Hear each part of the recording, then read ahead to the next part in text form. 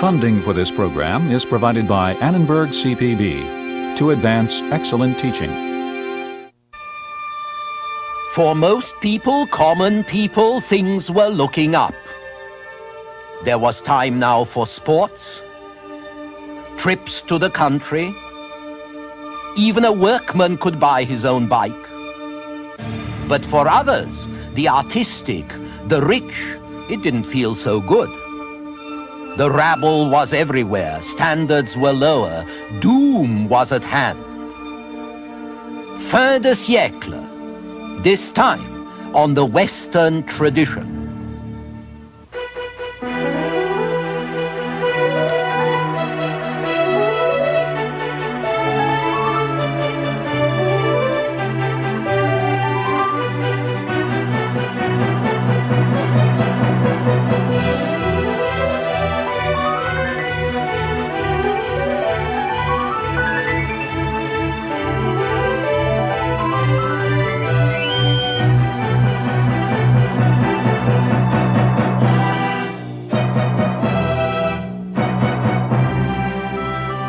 And now UCLA professor Eugen Weber's continuing journey through the history of Western civilization.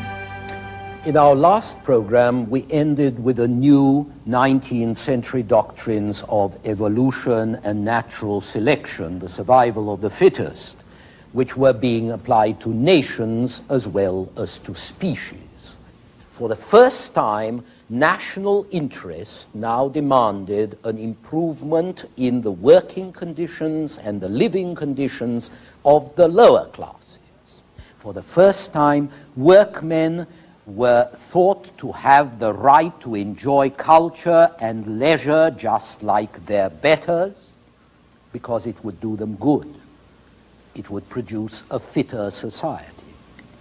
And in England, this determination produced the Bank Holiday Act of 1871, a landmark in the emergence of modern leisure patterns, because it transformed the old religious holidays into secular days of recreation sanctioned by the state.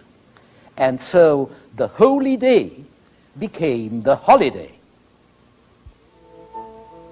Railway stations were packed, steamboat piers were packed, cheap excursion fares, cheap hotels and boarding houses all prospered because of a new phenomenon, the working class holiday.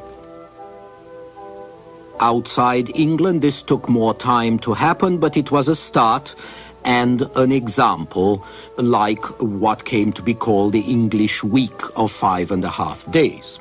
It meant that it... Portanto, primeiro na Inglaterra e depois em outros países ocidentais, por volta de 1900, trabalhadores tinham mais tempo livre. Já que não havia muito a fazer com o tempo livre, os passatempos eram as bebedeiras, bater em sua esposa ou coisas assim. Então, os mais ricos ou poderosos começaram a buscar maneiras mais saudáveis de lazer para seus empregados.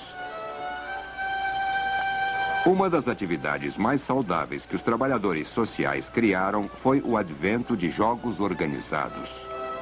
Por um lado, controlava a energia que poderia explodir em violência ou crime. Por outro, remediava a degeneração física das pessoas. Ajude o povo a ficar bem fisicamente e suas mentes serão aprimoradas. Igrejas, escolas e indústrias concordaram que a melhor coisa que os rapazes e homens trabalhadores poderiam fazer num sábado à tarde seria jogar com uma bola. A segunda melhor coisa seria assistir outros homens jogarem bola. Assim, nas décadas de 1870 e 1880, literalmente, milhares de equipes foram fundadas por organizações religiosas. Sindicatos, fábricas e oficinas ferroviárias também montaram equipes, e alguns dos grandes clubes ingleses de futebol começaram desta forma, o atual futebol. Mas a grande inspiração para atividades esportivas veio das escolas. Após 1870, as cidades inglesas tinham um sistema educacional que atraía todas as crianças para sua rede. Ao final do século, milhares de espectadores já estavam pagando para ver as finais de competições escolares locais. Eles também estavam pagando para ver jogos disputados em novos campos, alguns com arquibancadas cobertas, alguns construídos pelos governos locais. A alfabetização gerada pelas escolas criava um novo público em massa para os novos jornais populares, que davam grande cobertura aos esportes. Muitos liam apenas as páginas esportivas do jornal, como fazem hoje em dia. Os jogos vieram para ficar, e os subprodutos comerciais ficaram cada vez mais importantes. Esportes vendiam jornais, mas também vendiam equipamentos especiais, camisetas, calções, chuteiras e tônicos para fortalecer jogadores, ungüentos para músculos, remédios de vários tipos e a cerveja para consolar. Mas o interesse no esporte foi ainda mais longe. Correio e telégrafo eram cruciais para organizar agendas nacionais e informar os resultados de jogos. Trens e bondes eram essenciais para transportar grande número de fãs a outras partes da cidade que jamais haviam visitado, ou até outras cidades, onde eles iam dar apoio a seus clubes. Linhas de bondes levavam os trabalhadores às fábricas, mas também aos estádios.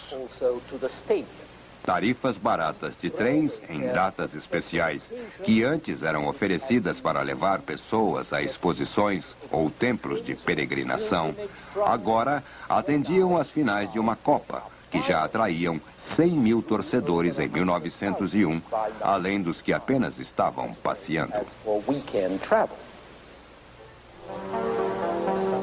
As camadas inferiores da população estavam sendo liberadas e encorajadas a usufruir dos primeiros benefícios de uma sociedade tecnologicamente avançada. Tempo de lazer, mais dinheiro, melhorias em educação, transportes e comunicações produziam a necessidade, o desejo e a possibilidade de lazer e recreação. E o processo não era exclusivo da Inglaterra. Podia ser visto em outras sociedades, como a Austrália e os Estados Unidos, onde a recreação em massa tornou-se uma constante no final do século XIX. Quase sempre, os jogos nasciam na Inglaterra. Soldados e administradores coloniais espalharam o cricket por todo o Império Britânico, enquanto marinheiros e empresários levaram o futebol para toda a Europa e o resto do mundo. Nas décadas de 1880 e 90, o futebol já era jogado na Áustria, Rússia, Turquia, Escandinávia e toda a América Latina. Também havia o rugby, jogado por estudantes. O rugby era mais complicado que o futebol e mais difícil de jogar sem ficar sujo, por isso não foi tão popular. Era um jogo mais para as classes altas. As grandes universidades privadas da Inglaterra jogavam rugby, como Oxford e Cambridge. O futebol americano também teve início nas universidades, que formularam as primeiras regras de jogos nacionais em 1873. O jogo era bem parecido com o rugby, mas na década de 1880 evoluiu para o que hoje é conhecido como futebol americano, embora ainda mais violento. Na temporada de 1905, por exemplo, jogos universitários produziram 18 mortes e 159 ferimentos graves. Talvez isso tenha atraído um crescente público com centenas de milhares que iam aos estádios para ver jovens atletas em mutilação mútua. O beisebol era menos sangrento, mas igualmente popular após a Guerra Civil, quando foi regulamentado e tornou-se um jogo de adultos. Após 1890, jogadores de beisebol já estavam sindicalizados, negociando salários e venda de passes. O beisebol seria exportado para Cuba e América Central, e os bookmakers e fabricantes de equipamentos esportivos começavam a ganhar um bom dinheiro com isso. Nessa época também, o único esporte de origem essencialmente americana nasceu em 1891, na ACM de Springfield, Massachusetts, onde um instrutor inventou o basquetebol para reduzir a monotonia das aulas de educação física. Em poucos anos, o basquete já era jogado em todo o mundo, além das universidades americanas, e até mesmo por mulheres. Foi o exemplo dos esportes universitários ingleses e americanos que inspirou o barão de Coubertin a reintroduzir os Jogos Olímpicos como um incentivo moral e físico para a amizade internacional. Os primeiros Jogos Olímpicos da Era Moderna ocorreram em Atenas, em 1896, e os atletas americanos saíram-se muito bem.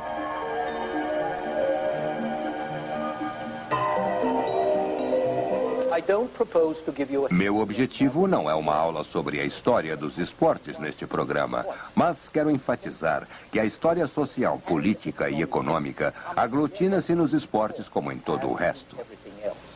A emancipação das massas, a melhoria de suas condições de vida e trabalho, a preocupação com a saúde pública e a integração nacional, os lucros derivados de tudo isso são fatores que não podem ser separados. Vemos que é assim também na história da bicicleta, que foi uma das mais criativas invenções do século XIX. Algo similar a bicicletas já existia na época da Revolução Francesa, mas os velocípedes transformaram-se em máquinas modernas na década de 1880, quando tornaram-se extremamente populares. As primeiras bicicletas eram caras, tornando o ciclismo um esporte das classes média e alta. Mas as mulheres pedalavam tão bem quanto os homens. E a bicicleta foi um grande agente de emancipação para as mulheres, porque as liberava de acompanhantes e especialmente porque as liberava de espartilhos e saias pesadas, colocando-as em calças pela primeira vez. As primeiras feministas, que já estavam interessadas em roupas mais racionais para as mulheres, apreciaram a bicicleta, celebrando-a como uma libertadora. E quanto mais pessoas compravam bicicletas, mais os preços caíam e mais pessoas podiam comprá-las. Desenvolveu-se um cicloturismo, clubes de ciclismo, os passeios em duas rodas. O número crescente de ciclistas nas estradas levou a demanda por melhores superfícies de estradas no campo e na cidade. Hotéis, albergues e restaurantes em estradas adaptaram-se para atender a nova clientela e uma nova indústria surgiu. Os fabricantes que queriam provar que seu modelo era o melhor, desenvolveram corridas de bicicletas em velódromos e nas estradas, atraindo dezenas de milhares de espectadores. O ciclismo inspirou a arte do século XIX e também representou, como o futebol no Império Britânico, um caminho para a promoção social. Ciclistas campeões foram os primeiros astros esportivos nacionais e internacionais. Os fabricantes de bicicletas, em geral, eram pessoas que começaram fazendo guarda-chuvas e barbatanas de espartilho. A seguir, passando a algo mais interessante, usando componentes similares. E o mesmo espírito de empreendimento inspirou muitos deles a colocar motores entre 3 ou 4 rodas, criando as primeiras carruagens sem cavalos que chamaram de automóveis, coisas que se moviam sozinhas. E os primeiros aeroplanos. Se analisarmos as rodas e os corpos dos primeiros carros e aviões, veremos que muitos dos componentes básicos eram os mesmos. Muitas das corridas de bicicleta, como a dos irmãos Farman, passaram a corridas de carro e depois de aviões, movidos pelo mesmo espírito de seus inventores, o amor pela velocidade, a aventura a mudança característica da época. Mas o mais importante sobre a bicicleta é que representava a primeira invenção que se equiparava ao cavalo e não comia ração, nem sujava as ruas ou precisava de estábulo. A bicicleta tornava o homem mais rápido que o cavalo e deu a muitas pessoas a mobilidade e liberdade que só uns poucos haviam atingido até então. Às vésperas da Primeira Guerra Mundial, mineiros, operários, padeiros, todos podiam comprar sua própria bicicleta ou podiam sonhar de modo realístico em fazê-lo eventualmente. É o tipo de revolução que eu aprecio.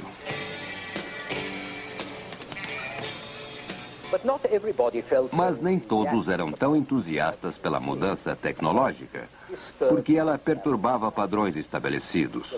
O telefone, por exemplo, era visto como uma invasão de privacidade. Quando o pintor Degas foi chamado ao telefone durante um jantar, um de seus convidados ironizou: "Então, o telefone é isso. Alguém chama e você corre como se fosse um criado." E alguns anos depois, os assinantes eram tantos que não podiam mais ser listados apenas pelos nomes. Tiveram que receber números. E isto foi criticado por ser despersonalizante. Era a perda de sua identidade.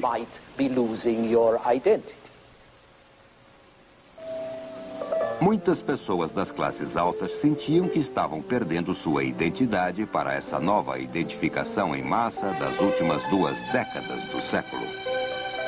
As férias, que antes eles passavam reunidos em algum local reservado, agora estavam ameaçadas por multidões vulgares, falando alto e com roupas berrantes. As compras que antes eles faziam em conforto agora eram atrapalhadas por mulheres rudes que usavam o transporte público para chegar às lojas. A educação de alto nível e os bons empregos resultantes dessa educação agora estavam acessíveis a rapazes das classes inferiores que podiam até pensar em casar-se com sua filha ou irmã. Todos vestiam-se de modo igual, ou pelo menos era assim que as classes altas pensavam.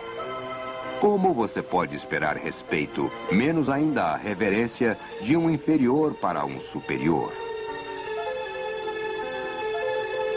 Sem falar em respeito às mulheres, que agora trabalhavam cada vez mais, vestiam calças, flertavam e até usavam métodos anticoncepcionais para limitar o número de filhos. Quem iria respeitar tais mulheres? Mesmo o poder e a influência política estavam sendo disputados por novos ricos, que não eram cavalheiros, mas sim políticos profissionais. E só Deus sabe, podiam até mesmo ser líderes sindicais. Ou seja, o mundo estava ruindo. Estava cheio de degenerados, cheio de novos ricos incômodos, estava decadente. A democracia estava decadente. Se tais degenerados não fossem regenerados, a sociedade afundaria sob o peso da podridão e da corrupção. Então vamos fazer a limpeza. Primeiro, o antissemitismo varrerá os judeus, colocando-os em seu lugar. Depois, vamos varrer corpos estranhos, estrangeiros, maçons, protestantes dos países católicos ou católicos de países protestantes e assim por diante. Vamos purificar a comunidade. Vamos criar uma ciência que só permita a procriação de seres humanos certos. E façamos renascer o entusiasmo nacional, enfocando-o na luta pela vida e contra os vizinhos, contra nossos inimigos que nos dominarão se não os dominarmos antes. Isto é o nacionalismo.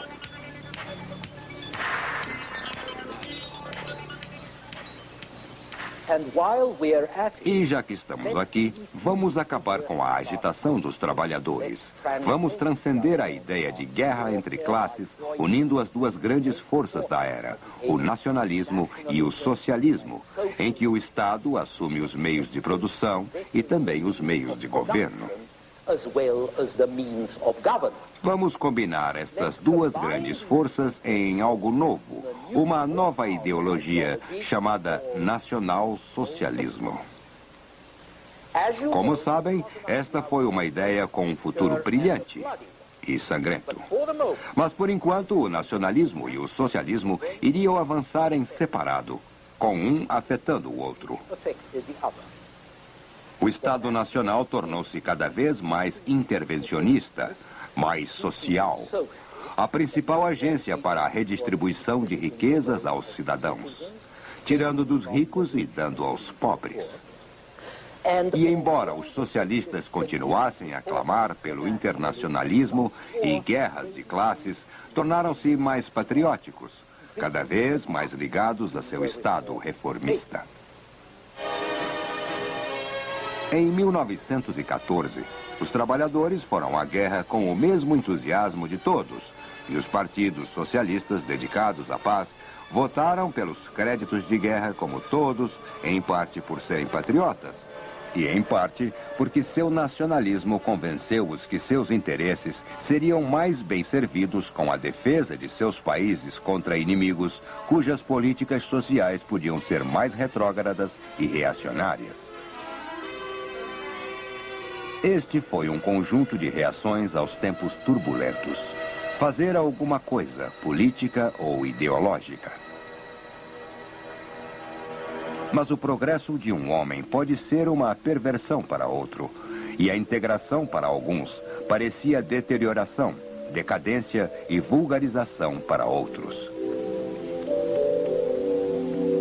Assim, outra reação importante foi a fuga, o abandono, a afirmação de sua diferença com a ralé. Para mostrar que você era mais sofisticado, cultivado e sensível que as pesadas, desajeitadas e ignorantes massas. E esta foi uma reação influente. Ela afetou a maioria das artes da época, introduzindo uma era de avant-garde, na qual a virtude não está no que você faz, mas sim em estar à frente dos outros. Um novo conformismo cuja principal característica é a tentativa de evitar a conformidade. Era importante escrever ou pintar ou cantar de forma que não seria apreciada por bárbaros insensíveis, somente pelos iniciados, estetas, paladares refinados e mentes finas, capazes de apreciar sensações, sabores, formas e alusões de maior raridade.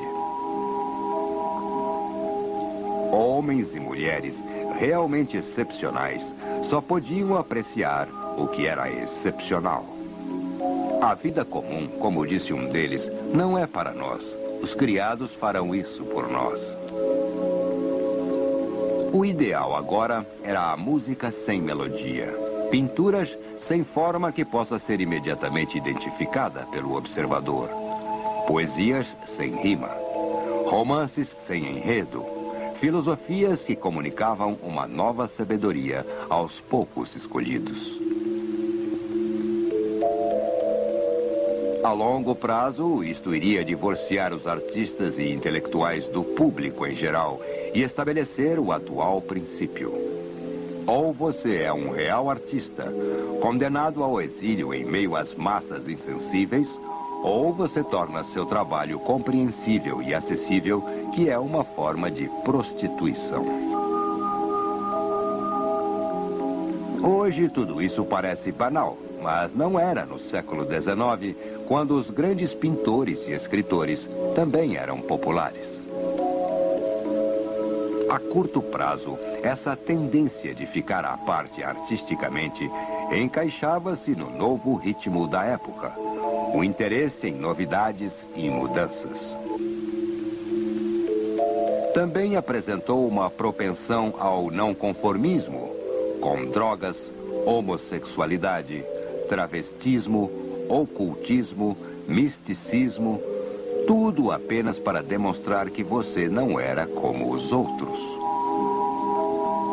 A publicidade que tais atividades atraíram confirmou aos profetas do caos que, sim, estamos numa era de decadência. E as reações dos pessimistas confirmaram aos estetas que todos viviam numa era de barbárie. Assim, a situação paradoxal dos 20 anos que precederam a 1914 era que a vida estava melhor para todos materialmente, mas as pessoas mais artísticas e sensíveis convenceram-se de que a vida estava pior, o que também se tornaria algo mais comum, um fenômeno familiar do século XX.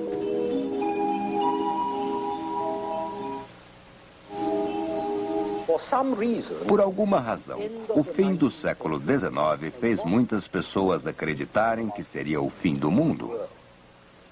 Eles referiam-se a esses anos como o fin de siècle, o fim do século. E ninguém vira o fim de um século de forma tão trágica desde o ano 1000, quando realmente se esperava o fim do mundo. Hoje, analisamos isso e pode parecer algo bobo, mas no frigir dos ovos, 1914 foi o fim do mundo. O fim de um modo de vida e o início de outro, mais popular, mais democrático e orientado às massas. Assim, tanto um fim como um início existiram nessa época. E não devemos nos surpreender ao ver que as pessoas estavam confusas, contradicentes e embaralhadas como somos hoje. A seguir, a guerra que acabaria com as guerras. No nosso próximo episódio.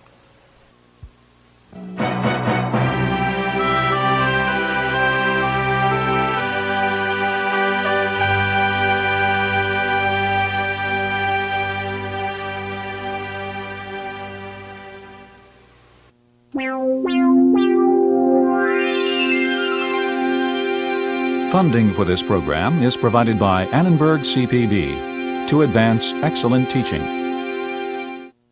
For information about this and other Annenberg CPB programs, call 1-800-LEARNER and visit us at www.learner.org.